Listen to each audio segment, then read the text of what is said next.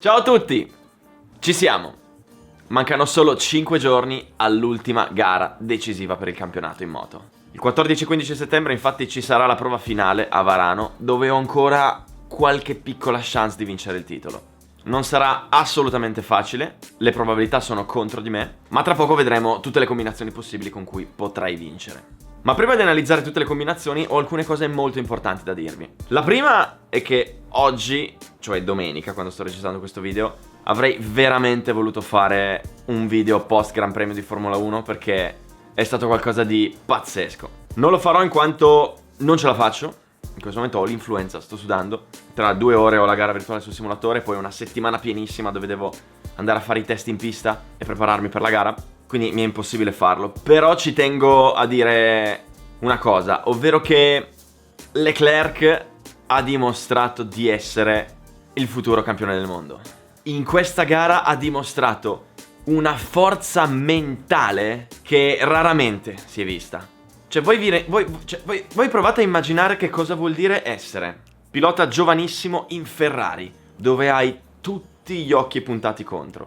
Perché arrivare lì è quasi impossibile. Tu ci sei arrivato e quindi la gente si chiede se lo meriterà. Gran premio di casa a Monza, parti in pole, quindi devi vincere. Dietro di te hai le 2 Mercedes, di cui una è Hamilton, e quindi già parti con una pressione addosso che io non oso neanche immaginare. In più ti trovi in testa a fare 53 giri con quegli altri incollati al sedere, in cui sai che se sbagli anche solo una virgola, hai perso.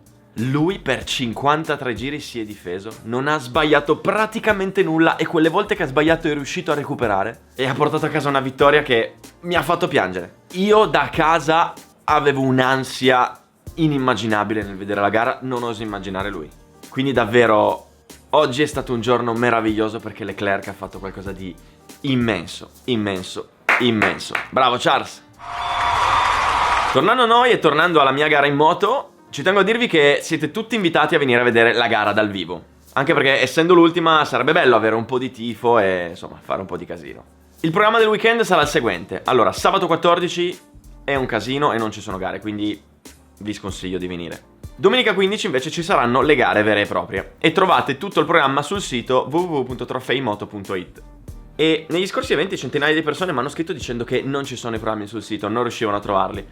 E non so come mai siano così difficili da trovare, però se guardate la home page e scorrete un attimo in basso sono scritti grossi così, quindi non lo so, è una cosa strana. Comunque vi basta cliccare lì e vedete il programma. Io corro nella Race Attack 1000.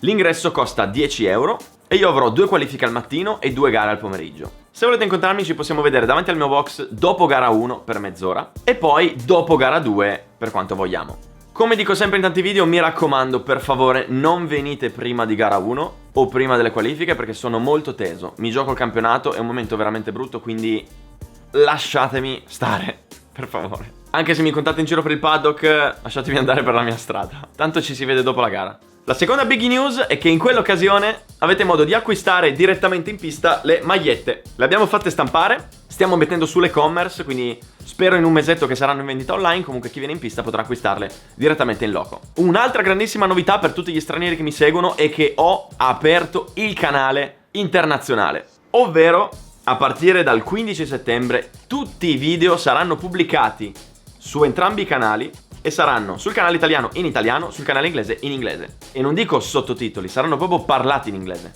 Quindi invito tutti coloro che non parlano italiano o tutti coloro che volessero esercitarsi con l'inglese ad andare a iscrivervi sull'altro canale, perché su questo qui dal 15 settembre non ci saranno più sottotitoli. Ho messo il link qui sotto in descrizione. A questo punto parliamo del campionato. La situazione è la seguente: D'Ambrosio 138, Nasca 124, Palladino 112. Avremo 2 gare, quindi 50 punti in palio. Ed è una situazione molto difficile. Perché? Se vinco entrambe le gare non è detto che vinca. Perché se D'Ambrosio fa secondo in entrambe le gare, chiuderemmo a 178 e 174. Per vincere quindi devo vincere entrambe le gare e D'Ambrosio deve fare almeno secondo e terzo. In questo modo finiremmo a pari punti, ma vincerei io per maggior numero di vittorie. Chiaramente, qualora in gara 1 D'Ambrosio mi finisse davanti, diventerebbe quasi impossibile vincere il titolo. Quindi, in questo momento, l'unica soluzione che ho è vincere. Punto. Le altre combinazioni possibili non sto neanche a calcolarle. La mia gara quindi sarà volta all'attacco più totale. Non avrò alcun tipo di prudenza, non mi terrò alcun tipo di margine e non sarò in alcun modo clemente con nessuno, ma sarò al 100% impiccato alla morte in ogni curva nel tentativo di mettermi davanti. E questo perché non ho assolutamente nulla da perdere. O vinco o sono fuori. Anche se, come avete visto, vincere può non bastare. Dovrò quindi sperare nel mio compagno di squadra, Palladino, che comunque anche lui ha matematicamente possibilità di vincere il campionato e quindi farà di tutto per chiudere almeno in seconda posizione in campionato.